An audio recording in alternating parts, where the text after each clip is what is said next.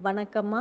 கொஞ்சம் ஏஜ்டு ஆனவங்களுக்கு மசாலா சாப்பாடு இல்லைன்னா ஆயில் ஃபுட்டு இந்த மாதிரி எடுக்கும்போது ஃபுட்டு வந்து மேலே மேலே எதுக்கழிச்சு புளிப்பும் கரிப்புமா வெளியே வந்துக்கிட்டே இருக்கும். அதுக்கு 1 இன்ச்சு இஞ்சியை தோல் சீவிட்டு கல் உப்பு தொட்டு நல்லா மென்னி சாப்பிட்டுட்டு 1/2 டம்ளர் ஹாட் வாட்டர் குடிக்கணும். குடிக்கும்போது அந்த புளிப்பும் கரிப்புமா மேலே மேலே வர்றது ஸ்டாப் ஆயிரும். நன்றிம்மா.